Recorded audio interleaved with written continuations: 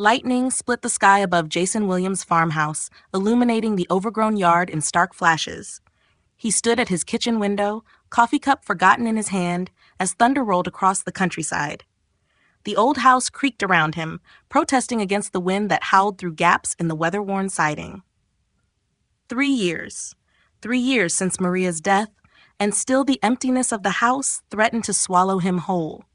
His medical license gathered dust in a drawer upstairs, just like the pristine equipment in his former home office. The thought of treating another patient after failing to save his wife sent a shiver down his spine. Another flash of lightning jerked him from his thoughts. Something moved at the edge of his property near the line of oak trees. Jason squinted through the rain-streaked glass, setting down his coffee. There, a shape that didn't belong among the windswept branches. Probably just a fallen tree, he muttered, but his feet were already carrying him to the door. The storm roared as he stepped onto the porch, rain immediately soaking through his shirt. Medical instincts he tried to bury stirred to life as he approached the tree line. The lightning revealed what lay crumpled in the mud, a woman.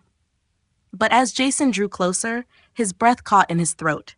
Her skin had an iridescent quality, almost translucent, with geometric patterns that couldn't be tattoos.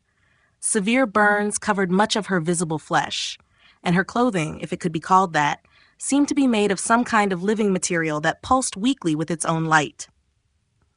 "Ma'am?" Jason knelt beside her, professional training overriding his shock. "Can you hear me?" Her eyes fluttered open, revealing pupils unlike anything he'd ever seen, kaleidoscopic and definitely not human. Her breath came in ragged gasps. "Help," she managed in perfect English, though her voice carried an otherworldly resonance. "Please." Jason's mind raced through possibilities, each more impossible than the last, but one fact remained clear. She was dying. "I'm going to move you," he said, sliding his arms beneath her. "Try to stay with me." Her skin was fever-hot against his as he lifted her. She weighed surprisingly little, despite being nearly as tall as him. By the time he reached his house, her breathing had grown even more labored. In his makeshift medical room, Jason laid her on the examination table. His hands moved with remembered precision as he assessed her injuries. The burns defied conventional classification. They seemed to shimmer and shift under his touch. "What happened to you?" he asked, reaching for supplies. Her eyes locked onto his, intense despite her weakness. "Crash, pursued, had to land." Each word seemed to cost her tremendous effort. "You're not from around here, are you?" The question felt absurd, even as he asked it, but he needed to keep her talking while he worked. A weak smile curved her lips. "Further than you think." Her hand caught his wrist with surprising strength. "Standard methods won't work. Need compatible life force." Jason's gaze fell on his old blood transfusion equipment. "Blood?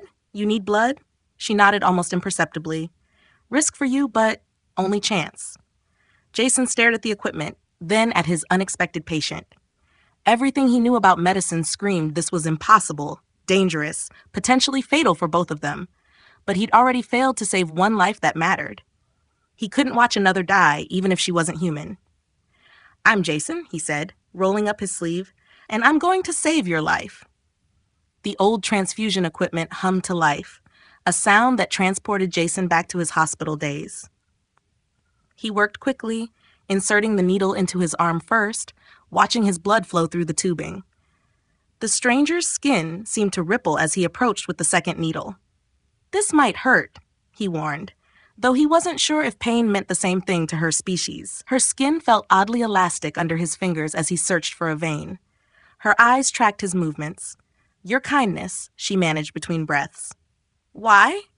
Jason paused, the needle hovering above her arm. "Because it's the right thing to do." He inserted the needle, watching as his blood began flowing into her system. The effect was almost immediate. Where his blood entered her body, her skin began to glow with a soft, pulsing light that spread through her geometric patterns. Her breathing steadied, though her eyes remained fixed on him with an intensity that made him uncomfortable. "I should check your burns," he said, reaching for the gauze. Her hand shot out, catching his wrist.